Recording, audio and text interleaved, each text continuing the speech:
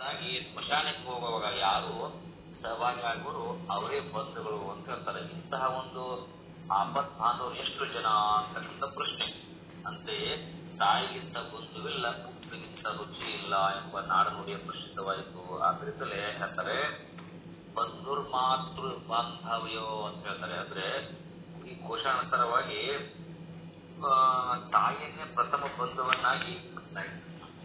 ಬಂಧುವನ್ನಾಗಿ ಪರಿಗಣಿಸ್ತಾರೆ.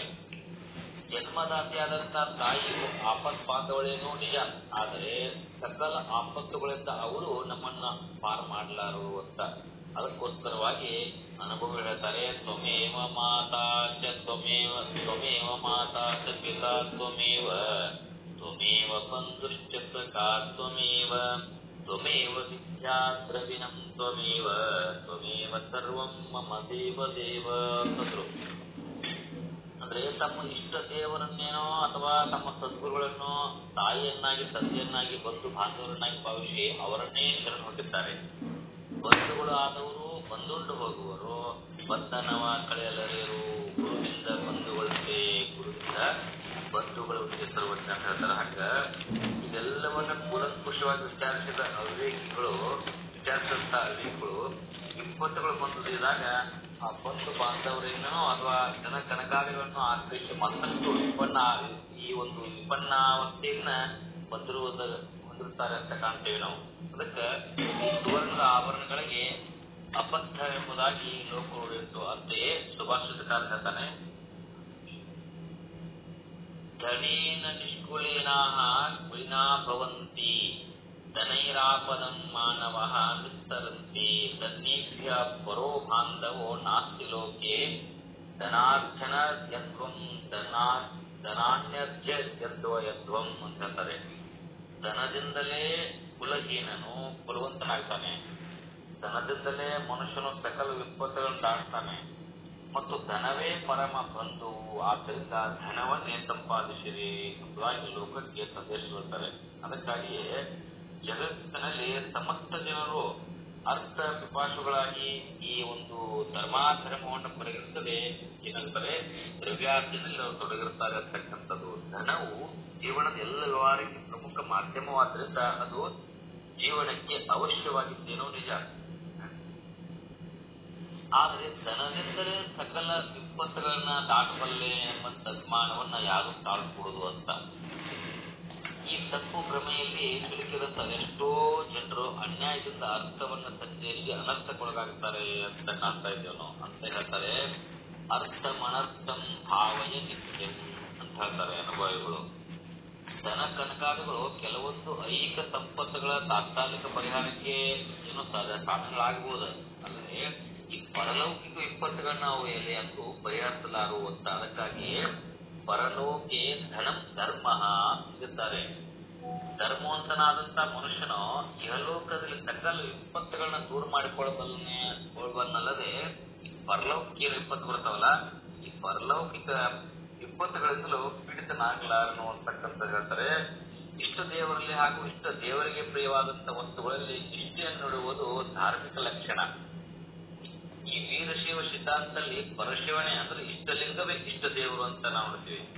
ಶಿವನಿಗೆ ಪ್ರಿಯವಾದಂತ ವಸ್ತುಗಳಲ್ಲಿ ಯಾವ್ದಪ್ಪ ಅಂದ್ರೆ ವಿಭೂತಿ ಅಂತಕ್ಕಂಥದ್ದು, ವಿಭೂತಿ ಪ್ರಧಾನವಾದದ್ದು. ಅಂತೆಯೇ ಅತ್ಯಾನಂದದಿಂದ ಆ ಶಿವನು ಅದನ್ನ ತನ್ನ ಮೈ ತುಂಬ ಬಳಸಿಕೊಂಡಿದ್ದಾನೆ ಅಂತಕ್ಕಂಥದ್ದು. ಹೀಗೆ ಶಿವನಿಗೆ ಪ್ರಿಯವಾಗಿರ್ತಕ್ಕಂಥ ವಿಭೂತಿಯನ್ನು ಸಾಧಕನು ತನ್ನ ಅಂಗದಲ್ಲಿ ಧರಿಸಿಕೊಂಡಾಗ ಅವನಿಗೆ ಶಿವನ ಅನುಗ್ರಹದಿಂದ ಅವನ ವಿಪತ್ತುಗಳು ಎಲ್ಲ ಏನಾಗ್ತವೆ, ದೂರಾಗ್ತವೆ. ಅಂತೆಯೇ ಶಿವನು ಪಾರ್ವತಿಯನ್ನು ಕುರಿತು ಹೇಳ್ತಾನೆ, ಅತಾತ ಸಂಪ್ರವಕ್ಷ್ಯಾಮಿ ಪದ್ಮಸ್ನಾನಂ ಸುಲೋಚನೆ ಆಯುಷ್ಯಂ ಬಲಮಾರೋಗ್ಯಂ ಶ್ರೀ ಪುಷ್ಟಿರ್ವರ್ತತೆ ಯಥಾ ರಕ್ಷಾರ್ಥಂ ಮಂಗಲಾರ್ಥಂ ಚ ಸರ್ವಸಂಪತ್ಸ್ಮೃದ್ಭಯೇ. ಎಲೆ ಪಾರ್ವತಿಯೇ, ಪರಮಾತ್ಮ ಹೇಳ್ತಾನೆ, ಎಲೆ ಪಾರ್ವತಿಯೇ, ಪದ್ಮಸ್ನಾನದಿಂದ ಆಯುಷ್ಯ, ಬಲ, ಆರೋಗ್ಯ, ಸಂಪತ್ತು ಎಲ್ಲ ವೃದ್ಧಿಗೊಳ್ಳುವುದಲ್ಲದೆ ದೈಹಿಕ ಮಾನಸಿಕ ಪುಷ್ಟಿ ಕೂಡ ಪ್ರಾಪ್ತವಾಗಿ ಸಾಧಕನ ರಕ್ಷಣೆ ಆಗ್ತದೆ ಅಂತ. ಇದು ಅಲ್ಲದೆ ಏನಪ್ಪಾ ಅಂದ್ರೆ ಸಕಲ ಸಂಪತ್ತುಗಳು ಸಮೃದ್ಧಗಳಾಗಿ ಅನಂತ ಮಂಗಲ ಪರಂಪರೆಯವರಿಗೆ ತೋರಿಸುತ್ತದೆ ಎಂಬುದಾಗಿ ಬೋಧಾಯನ ಒಂದು ಸ್ಫೂರ್ತಿ ಸ್ಫುರ್ತದೆ. ಆ ಗೋದಾಯನ ಸ್ಫೂರ್ತಿಯಲ್ಲಿ ಪ್ರತಿಪಾದವಾಗಿರತಕ್ಕಂಥ ಈ ಒಂದು ಶಿವಪಾದ ಸಂವಾದವನ್ನೇ ಶ್ರೀ ನೀಲಕಂಠ ಶಿವಾಚಾರ್ಯರು ನಮ್ಮ ಒಂದು ಕ್ರಿಯಾಸಾರದಲ್ಲಿ ಉಲ್ಲೇಖ ಮಾಡಿರ್ತಾರೆ. ಏನಪ್ಪಾ ಅಂದ್ರೆ, ಶಿವಾದೇಶಾನುಸಾರವಾಗಿ ಆಯುಷ್ಯ, ಆರೋಗ್ಯ, ಬಲ, ಐಶ್ವರ್ಯಗಳನ್ನ ದಯಪಾಲಿಸುವಂತ ಈ ಭಸ್ಮವು ನಿಜವಾಗಿ ಆಪತ್ ಬಾಂಧವೇ ಸರಿ ಅಂತ. ಇದೇ ನಿಜವಾದ ಆಪತ್ ಬಾಂಧವ ಅಂತ. ಆದ್ರಿಂದ ಭಸ್ಮದಲ್ಲಿ ನಿಷ್ಠೆ ನಡಬೇಕಲ್ಲದೆ ಅದರ ಬಗ್ಗೆ ಎಂದು ತಿರಸ್ಕಾರವನ್ನು ತಾಳಕೂಡುದು. ಅನ್ಯಥಾ ಸರ್ವಾನ ಅನ್ವರ್ಥಗಳೇ ಈ ಒಂದು ಪ್ರಾಪ್ತವಾಗುವಂತ ಸಂಭವ ಉಂಟು. ಇದಕ್ಕೊಂದು ಕ್ರಿಯಾಸಾರ ಗ್ರಂಥಯುಕ್ತವಾದಂತಹ ದೃಷ್ಟಾಂತವನ್ನ ಕೊಡ್ತಾರೆ. ವಂಗ ದೇಶದಲ್ಲಿ ಉಜವಲನೆಂಬಂತ ರಾಜನು ಪ್ರಜಾಪಾಲನೆಯನ್ನ ಮಾಡುತ್ತಿದ್ದರಂತೆ. ದಾನಶೂರನಾಗಿರ್ತಕ್ಕಂಥ ಈತನು ಪ್ರತಿದಿನ ಅನೇಕ ಬ್ರಾಹ್ಮಣರಿಗೆ ದಾನ ಮಾಡ್ತಿದ್ದ. ಒಂದು ಸಾರಿ ವಿದರ್ಭ ದೇಶದ ಸುಶೀಲನೆಂಬ ಬ್ರಾಹ್ಮಣನು ಆ ರಾಜನಲ್ಲಿಗೆ ಭಿಕ್ಷೆಗೆ ಬಂದಿದ್ದಾನೆ. ಭಿಕ್ಷೆ ನೀಡುವಾಗ ರಾಜನ ಹಣೆಯಲ್ಲಿ ಏನಪ್ಪಾ ಅಂದ್ರೆ ಭಸ್ಮವಿಲ್ಲದ ನೋಡಿ ಆ ಸುಶೀಲ್ ಹೇಳ್ತಾನೆ, ಹೇ ರಾಜನ್, ಅವನ ಹಣಿಮ ಭಸ್ಮವಿರೋದಿಲ್ಲ, ಹೇಳ್ತಾನೆ ಅವನು, ಹೇ ರಾಜನ್, ಭಸ್ಮ ಧರಿಸದೆ ಮಾಡಿದ ಈ ಶುಭ ಕರ್ಮಗಳೆಲ್ಲ ನಿಷ್ಫಲವಾಗ್ತವೆ ಅಂತ ಹೇಳ್ತಾನೆ. ಭಸ್ಮದಲ್ಲಿ ಅಶ್ರದ್ಧೆಯನ್ನು ಮಾಡಿದರೆ ಸಂಪತ್ತೆಲ್ಲವೂ ನಾಶವಾಗಿ ದಾರಿದ್ರ್ಯ ರೋಗಾದಿಗಳು ಪ್ರಾಪ್ತವಾಗುವಲ್ಲದೆ ಈ ಪುತ್ರಾದಿಗಳು ಕೂಡ ಮೃತರಾಗ್ತಾರೆ ಅಂತ ಹೇಳ್ತಾನೆ. ಎಂಬುದಾಗಿ ಈ ಒಂದು ಉಪದೇಶವನ್ನು ಮಾಡ್ತಾನೆ ಅವನು. ಆಗ ಬ್ರಾಹ್ಮಣನ ಈ ಉಪದೇಶವನ್ನು ಕೇಳಿದಂತ ರಾಜನು ಈ ಒಂದು ಪರಿಹಾಸ ಮಾಡ್ತಾನ. ಅವನು ಏನು ಪರಿಹಾಸ ಮಾಡ್ತಾನೆ ಅಂತಂದ್ರೆ, ಭವೇ ಯುವತೆ ಯತಿ ವಾ ಸದಾ ಸ್ವಾ ಪ್ರಾಪ್ಯ ಭೂಸುರ ಭಸ್ಮಾಧಾಯ ಚ ದ್ವೈಪಂತ ದುರಿತ ನಿವರ್ತದೆ ಅಂತ ಹೇಳ್ತಾನೆ. ಹೇ ಭೂಸುರ, ನೀನು ಹೇಳಿದಂತೆ ಅಂತಹ ಅವಸ್ಥೆ ನನಗೆ ಪ್ರಾಪ್ತವಾದಾಗ ನಿನ್ನಲ್ಲಿ ನಾನು ಬಂದು ನಿನ್ನಿಂದ ಭಸ್ಮದವನ್ನು ಆ ಭಸ್ಮವನ್ನು ಪಡೆದು ಪಾಪವನ್ನು ಕಳೆದುಕೊಳ್ಳುವೆನು ಅಂತ ಹೇಳ್ತಾನೆ. ಸದ್ಯ ನೀನು ಈ ಒಂದು ಭಿಕ್ಷೆ ಬಿಡಕ್ ಬಂದೇನು, ಭಿಕ್ಷೆಯನ್ನು ತೆಗೆದುಕೊಂಡು ಹೋಗು ಎಂಬುದನ್ನು ಪರಿಹಾಸ ಮಾಡಿ ಕಳಿಸ್ತಾನೆ. ಆಗ ರಾಜನ ಈ ಪರಿಹಾಸದ ಮಾತುಗಳನ್ನ ಕೇಳಿ ಸ್ವಾಭಿಮಾನಿಯಾದಂತ ಸುಶೀಲನು ದಾನವನ್ನು ತೆಗೆದುಕೊಳ್ಳೋದು ಹಾಗೆ ಹೋಗ್ಬಿಡ್ತಾನೆ. ಅವನು ಭಸ್ಮಕ್ಕೆ ಆ ತಿರಸ್ಕಾರ ಮಾಡಿದಂತ ಈ ಘೋರ ದುರಿತ ಫಲವಾಗಿ ಮುಂದೆ ಅವನಿಗೆ ಅಲ್ಪ ಕಾಲದಲ್ಲಿ ಮಹಾಮಾರಿ ಮೇನಿಂದ ಅವನು ಆಕ್ರಾಂತನಾಗ್ತಾನೆ. ಅವನು ಅದಕ್ಕೊಳಪಡ್ತಾನೆ. ಮಕ್ಕಳೆಲ್ಲರೂ ಅದೇ ಮೇನಿಂದ ಹೋಗ್ತಾರೆ.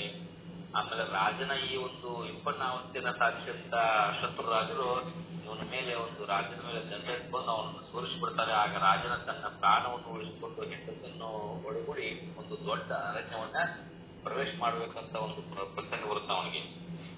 ರಾಜರು ತೋರಿಸಿಬಿಟ್ರು, ಮತ್ತೆ ಅವನ ಅರಣ್ಯ ಪ್ರವೇಶ ಮಾಡ್ಬೇಕಲ್ಲ, ಇಂಥ ಒಂದು ಅರಣ್ಯ ಪ್ರವೇಶ ಮಾಡ್ತಾನೆ.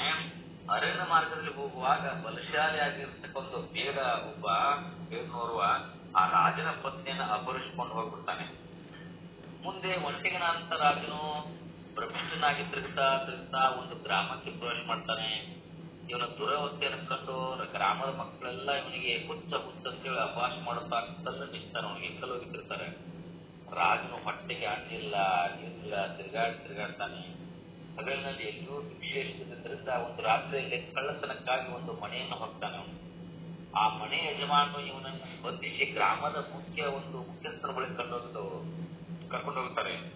ಆಗ ಗ್ರಾಮಾಧಿಕಾರಿ ಈ ಕಳ್ಳನ ಕೈಕಾಲಿನ ಬೆರಳನ್ನು ಕತ್ತರಿಸಬೇಕು ಎಂಬುದಾಗಿ ಆಜ್ಞೆ ಮಾಡ್ತಾನೆ. ಅವನು ಅಲ್ಲಿ ಗ್ರಾಮದ ಒಂದು ಹಿರಿಯರು ಇರ್ತಾರಲ್ಲ, ಅವ್ರು ಏನ್ ಮಾಡ್ತಾರೆ, ತನ್ನ ಕಳ್ಳನಿಗೆ ಇವನು ಕೈಕಾಲ ಬಟ್ಟೆಗಳನ್ನು ಕತ್ತರಿಸಿಬಿಡ್ರಿ ಅಂತೇಳಿ ಆಜ್ಞಾಪನೆ ಕೊಡ್ತಾರೆ. ಆಗ ಸೇವಕ ಇವನನ್ನು ಊರು ಹೊರಗೆ ತೆಗೆದುಕೊಂಡು ಹೋಗಿ ಆ ಬೆರಳನ್ನು ಕತ್ತರಿಸ್ತಾರೆ. ಎಲ್ಲಾ ಬೆರಳನ್ನು ಕತ್ತರಿಸಿ ಊರು ಸೀಮೆಯಿಂದ ಹೊರಗೆ ಹೋಗ್ತಾರೆ. ಆಗ ಆ ರಾಜ ದಾರಿಗಾಣದ ಏನ್ ಮಾಡ್ತಾನೆ, ಏನ್ ಮಾಡ್ತಾನೆ, ಅವನು ಹೇಳ್ತಾ ಮತ್ತೊಂದು ಗ್ರಾಮವನ್ನು ಪ್ರವೇಶ ಮಾಡ್ತಾನೆ. ಹಿಂಗ ಹೋಗ್ತಾ ಅತ್ತ ಇವನು ಹೆಂಡತಿಯನ್ನು ಅಪಹರಿಸಿಕೊಂಡಂತ ಹೋದಂತ ಬೇಡನು ಹೇಗೋ ಹುಲಿಯ ಬಾಯಿಗೆ ಸುತ್ತಾದ್ರಿಂದ ಆ ಮಹಾರಾಣಿ ಕೂಡ ಅಲ್ಲಿಂದ ರಾಜನ ಅವನ ಹತ್ತಿರ ಬರ್ತಾಳಕ್ಕೆ. ಅವನು ಇರುವಂತ ಗ್ರಾಮಕ್ಕೆ ಬರ್ತಾಳು. ಒಂದು ಹುಲಿ ಸುತ್ತಾಗ್ಬಿಟ್ಟ. ಅವನು ಏನು ಕರ್ಕೊಂಡು ಹೋಗಿದ್ದ ಬೇಡ.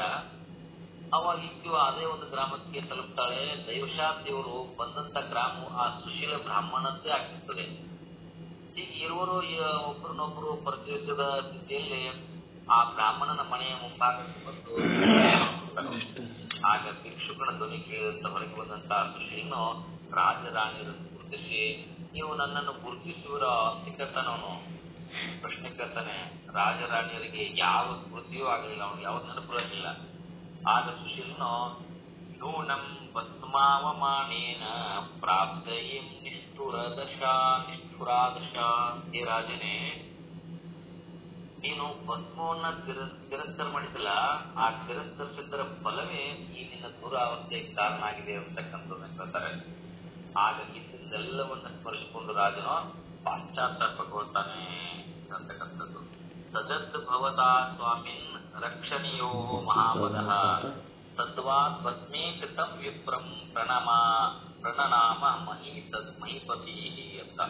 ಹೇ ಸ್ವಾಮಿ, ನಿನಗೆ ಅನಂತ ಪ್ರಣಾಮಗಳು. ನನಗೆ ಬೇಗನೆ ಭಸ್ಮವನ್ನು ದಯಪಾಲಿಸಿ ಕೊಡ್ಬೇಕಂತ ರಾಜ, ನನ್ನನ್ನ ಈ ವಿಪತ್ತಿನ ಮೊದಲ ಪಾರು ಮಾಡ್ರಿ, ರಕ್ಷಿಸಬೇಕು ಅಂತೇಳಿ ಪ್ರಾರ್ಥನೆ ಮಾಡ್ಕೊತಾನೆ. ಆಗ ದಯಾಮಯನಾಗಿರ್ತಕ್ಕಂಥ ಈ ಸುಶೀಲನ ಬ್ರಾಹ್ಮಣ ಏನ್ ಮಾಡ್ತಾನೆ, ಆಶೀರ್ವಾದ ಪೂರ್ವಕವಾಗಿ ಭಸ್ಮವನ್ನು ದಯಪಾಲಿಸು ಅಂತ. ರಾಜ ಏನ್ ಮಾಡ್ತಾನೆ, ಆ ಭಸ್ಮವನ್ನು ಧರಿಸಿಕೊಂಡ ಕೂಡಲೇ ಆ ಕಳೆದು ಹೋದಂತ ಕೈ ಕಾಲುಗಳು ಪುನಃ ಅವನಿಗೆ ಪ್ರಾಪ್ತವಾದವು ಅಂತ. ಆಗ ಅಲ್ಲಿಯೇ ಇದ್ದಂತ ಮಹಾರಾಜರು ರಾಜನನ್ನು ಗುರುತಿಸಿ ರಾಜನಿಗೆ ನಮಸ್ಕಾರ ಮಾಡ್ತಾಳೆ.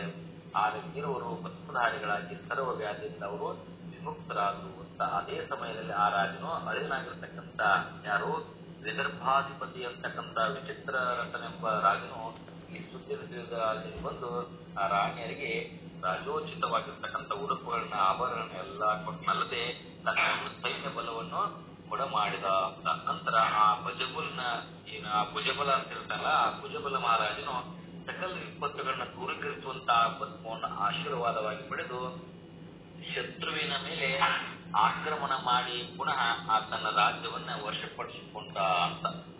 ಆದ್ದರಿಂದ ಆ ರಾಜರಾಣಿಯರು ಏನ್ ಮಾಡಿದ್ರು, ಭಸ್ಮದಲ್ಲಿ ಅತ್ಯಂತ ನಿಷ್ಠೆಯುಳ್ಳವರಾಗಿ ಸಕಲ ವಿಪತ್ತುಗಳನ್ನ ದೂರ ಮಾಡಿಕೊಂಡು ಪುನಃ ಪುತ್ರ ಸೌಭಾಗ್ಯವನ್ನು ಪಡೆದು ಸುಖಮಯವಾಗಿ ಜೀವನವನ್ನು ಸಾಗಿಸಿಕೊಂಡಿದ್ರು ಅಂತ. ಹಾಗೆ ಈ ಭಸ್ಮ ಒಂದು ಭೌತಿಕವಾದಂತ ಪದಾರ್ಥ ಹೌದು, ಆದ್ರೆ ಅದು ನಮ್ಮನ್ನ ಸಕಲ ವಿಪತ್ತು ಮತ್ತುಗಳಿಂದ ಎಲ್ಲ ರಕ್ಷಣೆ ಮಾಡಬಲ್ಲದು ಅಂತ. ಹಾಗೆ ಸಂದೇಹವನ್ನು ತಾಳಲಾರದು ಇದರ ಬಗ್ಗೆ ಅಂತ. ಸ್ಥೂಲ ದೃಷ್ಟಿಗೆ ಅದೊಂದು ಭೌತಿಕವಾಗಿ ದೊರೆದು ಕೂಡ ತಾತ್ವಿಕವಾಗಿ ಅದು ಪರಶಿವ ಸ್ವರೂಪವಾದದ್ದು ಅಂತ. ಮತ್ತೆ ಭಸ್ಮಯೇ ವಿನಂದಂತಿ ಶಿವಮೇವತೆ ಅಂದ್ರು. ಅದರ ಭಸ್ಮವನ್ನು ನಿಂದಿಸಿದರೆ ಸಾಕ್ಷಾತ್ ಶಿವನನ್ನ ನಿಂದಿಸಿದಂತೆ ಅಂತ ವಚನ ಭಸ್ಮಕ್ಕೂ ಶಿವನಿಗೂ ಸದಾತ್ಮವಂತ ಒಂದು ಸಂಬಂಧ ಉತ್ಪತ್ತಿ. ಆದ್ದರಿಂದ ಭಸ್ಮಜ್ಯೋತಿ ಸ್ವರೂಪಾಯ ಶಿವಾಯ ಪರಮಾತ್ಮನೇ ಷಟ್ತ್ರಿಶಂ ತತ್ವ ಬೀಜಾಯ ನಮಃ ಶಾಂತಾಯ ತೇಜಸ್ಸೇ ಅಂತಂದ್ರು. ಈ ಭಸ್ಮ ಧ್ಯಾನ ಮಂತ್ರದಲ್ಲಿ 36 ತತ್ವಗಳ ಮೂಲವನ್ನ ಮತ್ತು ಪ್ರಶಾಂತನೂ ಆದಂತಹ ಪರಶಿವನೇ ಭಸ್ಮ ಜ್ಯೋತಿ ಎಂಬುದಾಗಿ ಪ್ರತಿಪಾದನೆ ಮಾಡ್ತಾರೆ. ಅದೇ ಪ್ರಕಾರ ಶ್ರೀಮತಿ ಶಿವಶಿವಗಳು ಹೇಳ್ತಾರೆ, ಶಿವನ ಮೈ ಬೆಳಗು ತಾನಾದ ಸುಷಿತವನು ಅಂತ ಹೇಳ್ತಾರೆ. ಶಿವನ ದೇಹದ ಪ್ರಕಾಶವೇ ಭಸ್ಮ ಅಂತಂದ್ರು. ಶಿವನ ಪ್ರಕಾಶ ಶಿವನಿಗಿಂತಲೂ ಭಿನ್ನವಾದದ್ದಲ್ಲ. ಹೀಗೆ ಈ ಎಲ್ಲಾ ಪ್ರಮಾಣಗಳಿಂದಲೂ ಭಸ್ಮಕ್ಕೂ ಶಿವನಿಗೂ ಅಭೇದವಿರುವುದರಿಂದ ಶಿವನೇ ಭಸ್ಮವೇ ಶಿವ ಅಂತಕ್ಕಂಥದ್ದು. ಈ ಭಾವನೆಯನ್ನು ಮಾಡಿಕೊಂಡು ಭಸ್ಮದಾರನ್ನು ಪ್ರತಿನಿತ್ಯ ಮಾಡ್ತಾ ಇದ್ರೆ ಆ ಬಂದಂತ ಎಲ್ಲ ಆಪತ್ತುಗಳೆಲ್ಲ ಶಿವನ ಅನುಗ್ರಹದಿಂದ ಅವೆಲ್ಲ ಪರಿಹರಿಸಲ್ಪಡ್ತಾವೆ ಅಂತ ಹೇಳ್ತಾರೆ. ಹೀಗೆ ಆ ಭಸ್ಮವು ಶ್ರದ್ಧಾಳುಗಳ ಆಪತ್ತುಗಳನ್ನ ದೂರ ಮಾಡೋದ್ರಿಂದ ಇದಕ್ಕೆ ಕ್ಷಾರಣಾತ್ ಕ್ಷಾರಮಾಪಾದಂ ಅಂತೇಳಿ ಶ್ರೀಮದ್ ಜಗದ್ಗುರು ರೇಣುಕರು ಹೇಳ್ತಾರೆ. ಹಾಗೂ ಉಪನಿಷತ್ತು ಕೂಡ ಕ್ಷಾರ ಹೆಸರನ್ನ ಕೊಟ್ಟದ್ದು ಸಾರ್ಥಕವಾಗುತ್ತದೆ. ಅದಕ್ಕೀಗ ಕ್ಷಾರ ಅಂತಕ್ಕಂಥದ್ದು ಏನಂತ ತಿಳ್ಕೊಂಡ್ವಿ ನಾವು. ಅದಕ್ಕೆ ಇಲ್ಲಿ ಮುಖ್ಯ ಏನಪ್ಪಾ ಅಂದ್ರೆ ಶ್ರದ್ಧೆ ಬೇಕು ಅಂತ. ಶ್ರದ್ಧೆಯಿಂದಲೇ ನಮ್ಗೆಲ್ಲ ವಿಪತ್ತುಗಳು ದೂರ ಆಗ್ತವೆ ಅಂತಕ್ಕಂಥ ರಾಜನ ಕಥೆ ಕೇಳಿದೆ ನಾವು. ಆದ್ರೆ ಈ ಭಸ್ಮವನ್ನ ಶ್ರದ್ಧೆಯಿಂದ ತೋರಿಸಾದ್ರೆ ನಮ್ಮಲ್ಲಿ ನಾವು ದೋಷಗಳಿದಾವ, 3 ದೋಷಗಳು: ಮಲದೋಷ, ವಿಕ್ಷೇಪ ದೋಷ, ಆವರಣ ದೋಷ ಅಂತಕ್ಕಂಥವು. ಇವು ದೂರ ಆಗ್ತವೆ.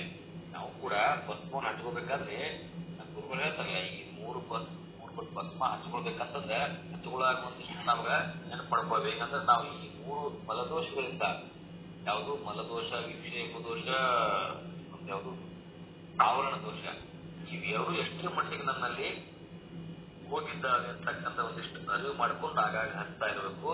ಆ ಹಚ್ಚಿದಾಗ ಆ ಅರಿವು ನಮಗೆ ಬಿಡಬೇಕು ಅಂತಕ್ಕಂಥದ್ದು.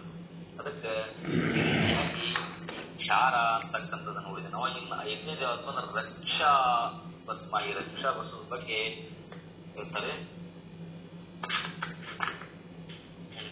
ಗುರುಗಳು ಬಂದಾರೆ. ಗುರುಗಳು ಬಂದಾರೆ.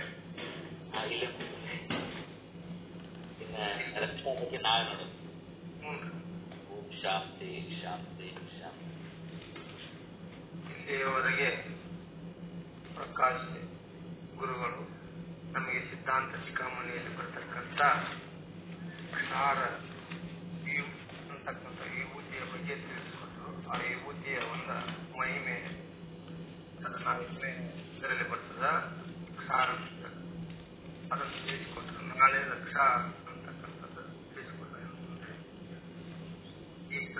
ಈಗ ನಮ್ಮ ಶುದ್ಧ ಶ್ರೀ ಶರಣಬಸವ ಮತ್ತು ಪ್ರಕಾಶ್ ಗುರುವರಿಗೆ ತುಂಬ ಧನ್ಯವಾದಗಳು ತಿಳಿಸುತ್ತಾ ಈಗ ಧರ್ಮಜ್ಞಾನಕ್ಕೆ ಶರಣದಿಂದ ನಮಗೆ ವೇದ ಸಂಬಂಧವಾದ ಬ್ರಹ್ಮಜ್ಞಾನದ ಬಗ್ಗೆ ಯೋಗಗಳನ್ನು ತಿಳಿಸಿಕೊಡ್ತಾರೆ. ಎಲ್ಲರೂ ವಾಸಿಸ.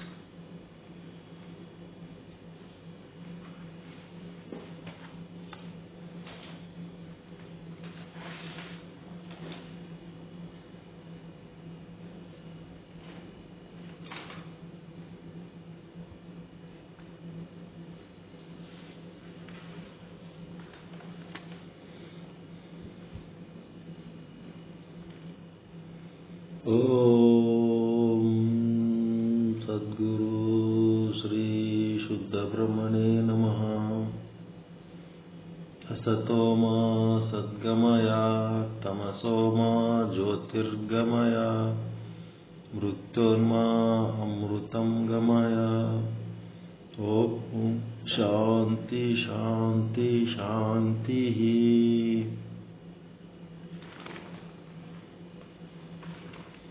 ಸಮಸ್ತ ಶುದ್ಧ ಬ್ರಹ್ಮ ಸ್ವರೂಪರಲ್ಲಿ ಅನಂತ ಅನಂತ ಪ್ರಣಾಮಗಳು. ಈ ಒಂದು ನಿಶ್ಚಲ ಚಿತ್ತ ಸಾಧನೆಗಾಗಿ ಉಪಾಸನಾ ಕಾಂಡಕ್ಕೆ ಸಂಬಂಧಪಟ್ಟಂತ ನಾನಾ ವಿಧ ಯೋಗ ಪದ್ಧತಿಗಳನ್ನು ಸದ್ಗುರುನಾಥ ಪರಿಚಯ ಮಾಡಿಕೊಡ್ತಾ ಇದ್ದಾರೆ. ಅದರ ಪೈಕಿ ರಾಜಯೋಗದ ಕೊನೆಯಲ್ಲಿ ಬರುವುದೇ ಅಷ್ಟಾಂಗ ಯೋಗದಲ್ಲಿ ಸಮಾಧಿ ಎಂದು ಬರ್ತದೆ. ಸಮಾಧಿ ಒಳಗೆ ಎರಡು ರೀತಿ, ಒಂದು ಸಂಪ್ರಜ್ಞಾತ ಸಮಾಧಿ, ಇನ್ನು ಒಂದು ಅಸಂಪ್ರಜ್ಞಾತ ಸಮಾಧಿ ಅಂತ. ಈ ಒಂದು ಸಮಾಧಿಗೆ ಇನ್ನೂ ಒಂದು ಹೆಸರು ಏನದು ಅಂತಂದ್ರೆ ಸಂಪ್ರಜ್ಞಾತ ಸಮಾಧಿ ಅಂತಂದ್ರೆ ಸಬೀಜ ಸಮಾಧಿ. ಸಬೀಜ ಸಮಾಧಿ ಅಂತಂದ್ರೆ ತನ್ನ ಮೂಲ ಒಂದು ಯಾವುದೋ ಶಾಸ್ತ್ರ, ಯಾವುದೋ ಗುರು, ಯಾವುದೋ ಆಧಾರ ಇಟ್ಕೊಂಡು ಅವರನ್ನೇ ನೆನೆಸ್ಕೊತ ಸಮಾಧಿ ಒಳಗೆ ಹೋಗ್ಕೊಳ್ಳೋ. ನಿರ್ಬೀಜ ಸಮಾಧಿ ಅಂತಂದ್ರೆ ತನ್ನ ಮೂಲದ ಜೊತೆಗೆ ಸಂಬಂಧ ಕಡ್ಕೊಂಡು ತಾನೇ ಸ್ವತಂತ್ರವಾಗಿ ತನ್ನಿಂದ ತಾನೇ ತನ್ನಲ್ಲೇ ಸಂತೃಪ್ತವಾಗಿರೋದು ಅದು ನಿರ್ಬೀಜ ಸಮಾಧಿ. ಅದು ಅಸಂಪ್ರಜ್ಞಾತ ಸಮಾಧಿ ಅಂತ. ಅದಕ್ಕೆ ಹೇಳ್ತಾನಲ್ಲ, ಭಕ್ತಿ ಎಂಬ ಪೃಥ್ವಿಯ ಮೇಲೆ ಗುರು ಎಂಬ ಬೀಜವಂಕುರಿಸಿ ಎಲ್ಲ ಮಾಡಿ ಕಡೆಗೆ ತೊಟ್ಟು ಬಿಟ್ಟು ಕಳಚುವಾಗ ಕೂಡಲ ಸಂಗಮ ದೇವ ತನಗೆ ಬೇಕೆಂದು ಕಿತ್ತಿಕೊಂಡ, ತೆಗೆದುಕೊಂಡ. ಅದು ತೊಟ್ಟು ಬಿಟ್ಟದ್ದು ನಿರ್ಬೀಜ ಸಮಾಧಿ ಅಂದ್ರೆ ತೊಟ್ಟು ಬಿಟ್ಟದ್ದು, ಸ್ವತಂತ್ರವಾಗಿದ್ದು.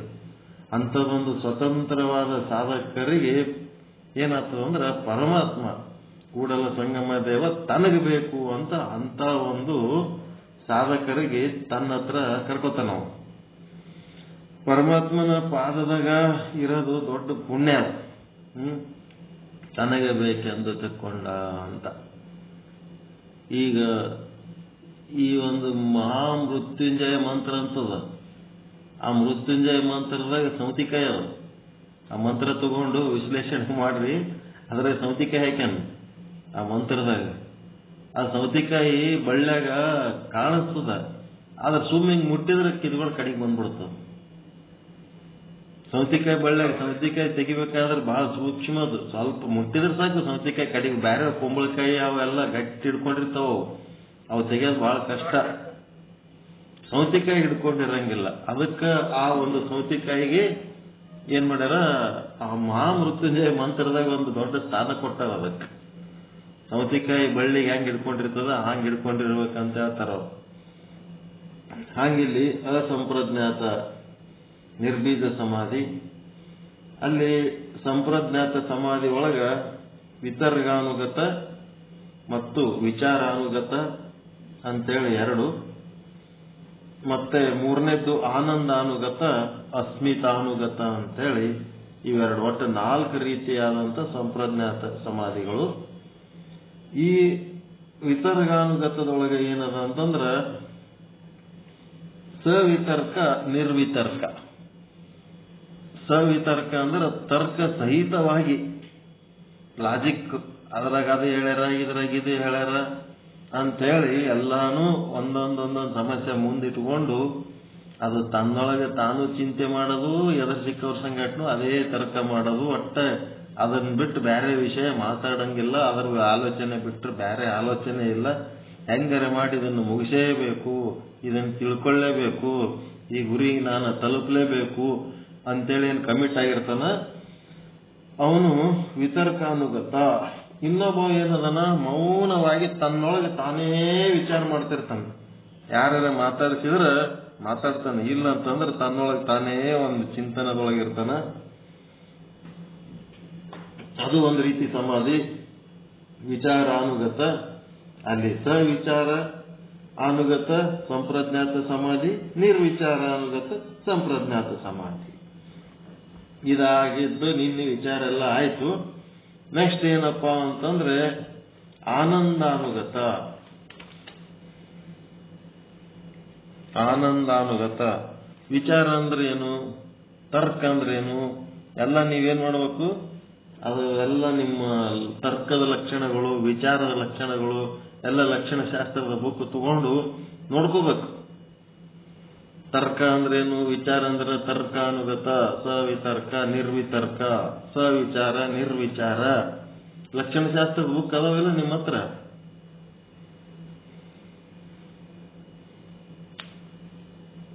ಅದ್ರೊಳಗೆ ತೆಗಿಬೇಕು, ಡಿಕ್ಷನರಿ ಇದ್ದಂಗಿರ್ತದು.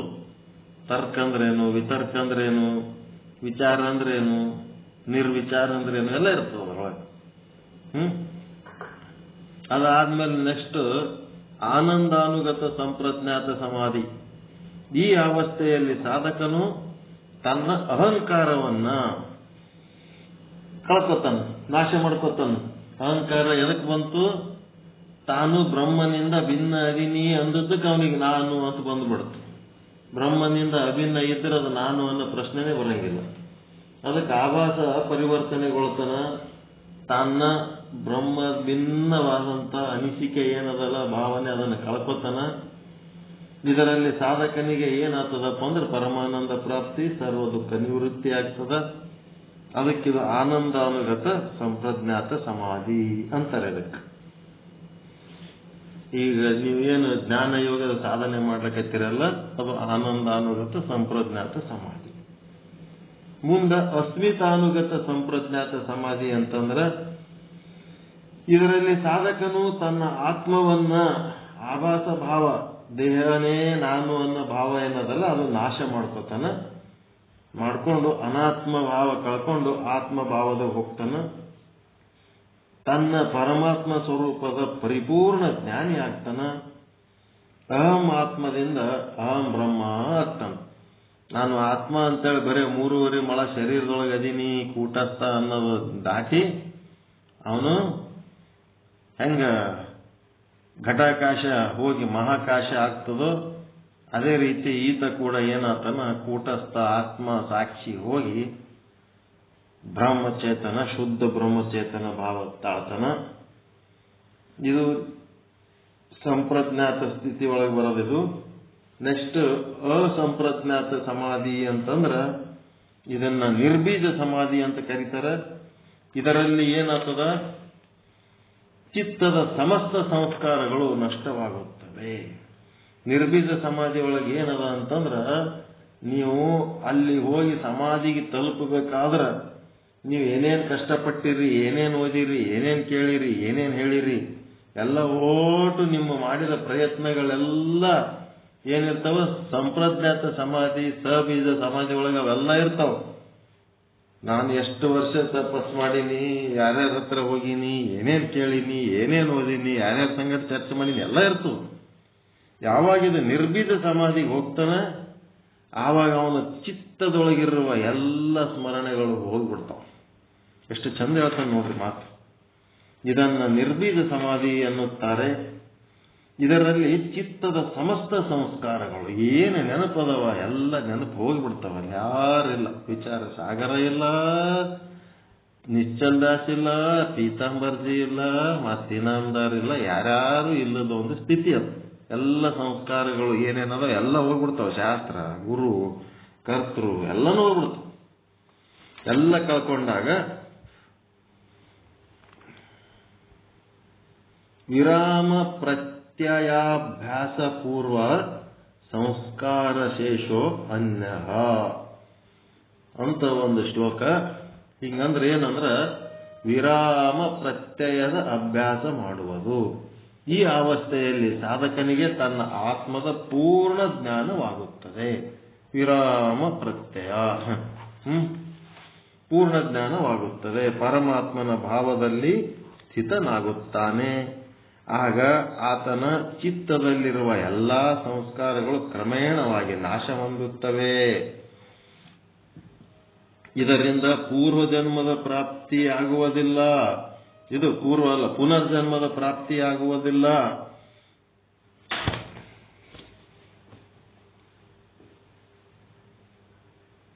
ಪುನರ್ಜನ್ಮದ್ದು ಪ್ರಾಪ್ತಿ ಆಗಲ್ಲ ಈ ರೀತಿ ಮಾಡೋದ್ರಿಂದ. ಏನ್ ಮಾಡೋದ್ರಿಂದ?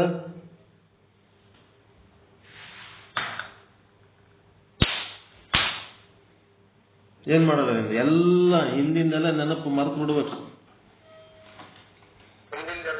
ಎಲ್ಲ ಮರ್ತು ಬಿಡ್ಬೇಕು. ಎಲ್ಲ ಮರ್ತು ಬಿಡ್ಬೇಕು.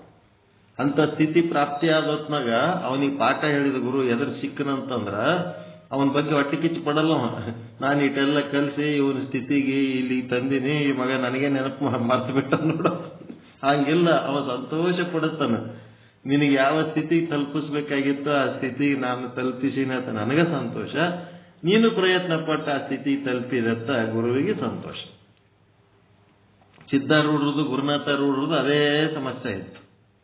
ಸಿದ್ಧಾರೂಢರು ಶಾಸ್ತ್ರ ಹೇಳ್ತಿದ್ರು.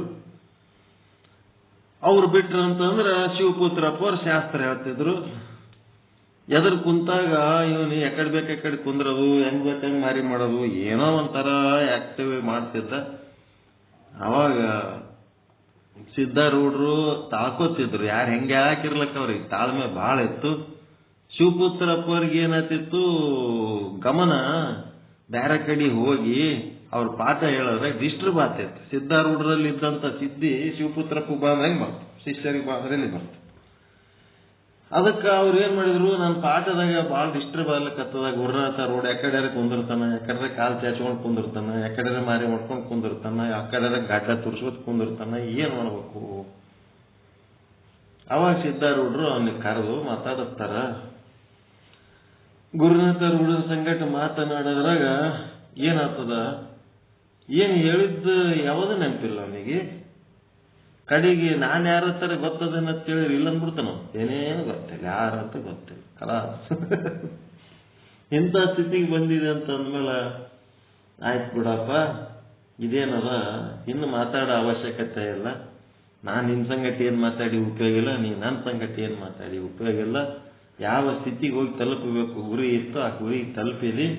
ಇನ್ನು ಮುಂದೆ ಒಂದು ಮಾತು ನೀನು ಅರ್ಥ ಮಾಡ್ಕೋ, ಮೌನವಾಗಿ ಬಿಡು ಅಷ್ಟೇ, ಏನು ಮಾತಾಡ್ಲಕ್ಕೆ ಹೋಗ್ಬೇಡ, ಸೈಲೆಂಟ್ ಆಗಿ ಅಷ್ಟೇ. ಇಷ್ಟೇ ತಿಳಿಸೋದವ್ರಿಗೆ ಲಾಸ್ಟಿಗೆ. ಬೊಮ್ಮವನು ತಿಳಿದವನು ಸುಮ್ಮನಿದ್ದಿರೋ, ಸುಮ್ಮನಿದ್ದು ಬಿಡು ಅಷ್ಟೇ, ಸೈಲೆಂಟ್ ಆಗಿಬಿಡು. ಮುಗಿ ಮನಸ್ಸು ಮತ್ತು ಬಾಯಿ ಶರೀರ ಎಲ್ಲ ಸೈಲೆಂಟ್ ಆಗಿ ಹೋಗ್ಬಿಡು, ಕೂತ್ಬಿಟ್ಟ ಅಷ್ಟೇ. ಇವನಿಗೆ ಗೊತ್ತಂತೀರ ಮತ್ತೆ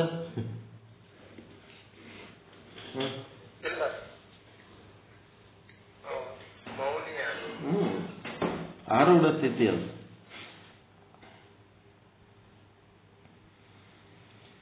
ಅದಕ್ಕೆ ಅಂಥದೊಂದು ಸ್ಥಿತಿ.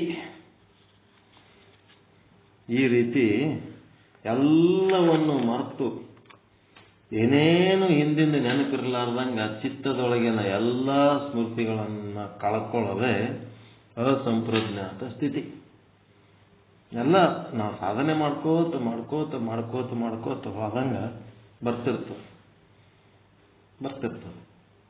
ಸಂಪ್ರಜ್ಞಾತ ಸ್ಥಿತಿ ಒಳಗಿದ್ದವನಿಗೆ ಏನಾಗ್ತದ, ಗುರುಗಳಿಗೆ ಗೌರವ ಕೊಡಬೇಕು, ಗುರುಗಳನ್ನು ಮರಿಬಾರ್ದು ಮತ್ತೇಳಿ ಅವನಿಗೆ ಗುರುಗಳಿಗೆ ಮಾತ್ರ ಏನೋ ಒಂದು ಕಳ್ಕೊಂಡಂಗೆ ಆಗ್ತಿರ್ತದೆ. ಅಸಂಪ್ರಜ್ಞಾತ ಸ್ಥಿತಿ ಒಳಗ ಯಾವ ಗುರು ಇಲ್ಲ, ಶಾಸ್ತ್ರ ಇಲ್ಲ, ಏನೇನು ಇಲ್ಲ. ಹೆಂಗಿರ್ತದೆ ನೋಡ್ರಿ.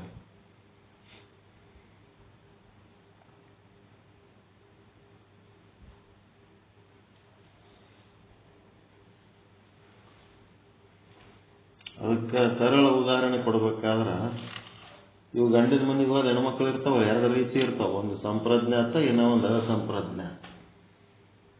ಸಂಪ್ರಜ್ಞಾತ ಇದ್ರಂದ್ರೆ ಏನ್ ಮಾಡ್ತಾರ, ಆ ಕಡೆ ತವ್ರ ಮನೆಗಿನೂ ಕಾಂಟ್ಯಾಕ್ಟ್ನಾಗಿದ್ದು ಅವ್ರ ಮನೆ ವಿಚಾರದಾಗೂ ತಲೆ ಹಾಕಿ ಅವ್ರ ಬಗ್ಗೆನೂ ಚಿಂತೆ ಮಾಡ್ತಾರೆ. ಮತ್ತೆ ಈ ಕಡೆ ಗಂಡಿನ ಮನೆ ವಿಷಯದಾಗೂ ತಲೆ ಹಾಕ್ತಾರೆ. ಈ ಕಡೆನೂ ಇದ್ರ ಬಗ್ಗೆನೂ ತಲೆ ಹಾಕ್ತಾರೆ. ಎರಡೂ ಕಡೆ ಇರ್ತದ ಅವ್ರು. ಮುಂದೆ ಅಸಂಪ್ರಜ್ಞಾತದಾಗ ಇದ್ದಾಗ ಏನ್ ಮಾಡ್ತಾರ, ತವ್ರ ಮನೆದೇನು ಚಿಂತೆ ಇಲ್ಲ ಅವ್ರಿಗೆ. ಅದು ಹಿಂದಿಂದ ಆ ಕಡೆ ಏನೇನು ಸಂಬಂಧ ಇಲ್ಲಿ. ಗಂಡನ ಮನೆಗೆ ಒಂದೇ ಅವ್ರಿಗೆ ಗುರಿ ಅಷ್ಟೇ. ಇದು ಒಂದೆರಡು ಮಕ್ಕಳು ಉದ್ಧಾರ ಆದ್ರೆ ಸಾಕು, ಒಂದೆರಡು ಮಕ್ಕಳು ಆಡಿದೀವಿ, ಇವು ಒಂದು ಸ್ವಲ್ಪ ತಮ್ಮ ಕಾಲ ಮೇಲೆ ತಾವು ನಿಂದ್ರಂಗೆ ಆಯ್ತು ಅಂದ್ರೆ ತವ್ರ ಮನೆಯೂ ಬೇಡ, ಗಂಡನ ಮನೆ, ನನ್ನ ಕೆಲಸನೇ ಮುಗೀತು ಅಂತ ಹಿಂಗೆ ಅವರು ದುಡಿತಿರ್ತಾರೆ. ಈ ಕೆಲವೊಂದು ಮಠದ ಸ್ವಾಮಿಗಳು ಇರ್ತಾರೆ. ಅವ್ರು ಏನು ಮಾಡಿರ್ತಾರ, ಇಲ್ಲಿ ನಮ್ಮಲ್ಲಿ ಸೋಮವಾರಪೇಟೆ ಮಠದ ಸ್ವಾಮಿಗಳು, ಮೊದಲಿನ ಸ್ವಾಮಿಗಳು, ಅವ್ರು ಯಾರಂದ್ರೆ ಹಾನಗಲ್ ಕುಮಾರ ಸ್ವಾಮಿಗಳೇನಿರಲ್ಲ, ಅವ್ರ ಕ್ಲಾಸ್ಮೇಟ್ ಅವರು ಎಟ್ ಎ ಟೈಮ್ ಸ್ವಾಮಿಗಳಾಗಿದ್ದರು. ಹಾನಗಲ್ ಕುಮಾರ ಸ್ವಾಮಿಗಳು ಇವರು ಎಲ್ಲ ಎಟ್ ಎ ಟೈಮ್. ಮತ್ತು ಅವೆಲ್ಲ ಪೇಟ ಗೀಟ ಕಟ್ಕೊಳ್ಳೋದು ನೋಡಿದ್ರೆ ಸೇಮ್ ಹಾನಗಲ್ ಕುಮಾರ ಸ್ವಾಮಿಗಳ ಗತ್ಲೇನೆ ಇವ್ರು ಪೇಟ ಕಟ್ಕೋತಿದ್ರು. ನೋಡಿದ್ರೆ ಹಿಂಗೆ ಕಾಣ್ತಿದ್ರು. ಈ ಸನ್ಯಾಸಿ ಆದ್ರೇನು, ಗೃಹಸ್ಥ ಆದ್ರೇನು, ವೇದಗಳು ಏನು ಹೇಳ್ತಾವ, ಹಡದ ತಾಯಿಗೆ ಏನು ಕಡಿಮೆ ಆಗ್ಲಾರ್ದಂಗೆ ನೋಡ್ಕೋಬೇಕಂತ ಒಂದು ರೂಲ್ಸ್ ಅದ.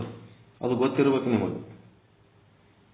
ಹಡದ ತಾಯಿಗೆ ಏನು ನೋಡ್ಕೊಳಕ್ಕೆ, ಶಂಕರಾಚಾರ್ಯ ಏನು ದೇಶ ಪರ್ಯಟನೆ ಮಾಡಿ ದೊಡ್ಡ ಯತಿ ಆದರೂ ಸಹಿತ ತಾಯಿ ಸೇವೆ ಮಾಡ್ಲಿಕ್ಕೆ ಬರೀಬೇಕಾಯ್ತಾವ ಲಾಸ್ಟಿಗೆ. ತಾಯಿಗೆ ಮಾತ್ರ ಎಂದು ಕಡಿಮೆ ಮಾಡ್ಲಾರ್ದಂಗೆ ನೋಡ್ಕೋಬೇಕು.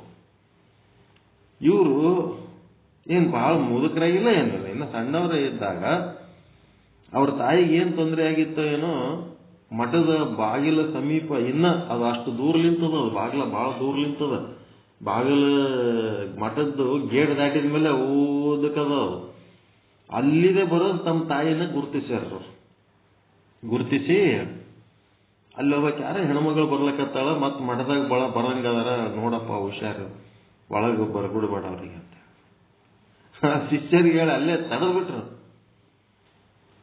ನನ್ನ ಮಗ ಅದು ಅದೆಲ್ಲ ಏನಿಲ್ಲ, ಯಾವ ಮಗ ಎಲ್ಲ ಏನೂ ಇಲ್ಲ, ಗುರುಗಳು ಹೇಳ್ಯಾರ ಆಶ್ರಮದೊಳಗೆ ಬರಬಾರ್ದು ಅಂತ, ಮುಗೀತು. ಬರಬಾರ್ದು ಅಂದ್ರೆ ಬರಬಾರ್ದು.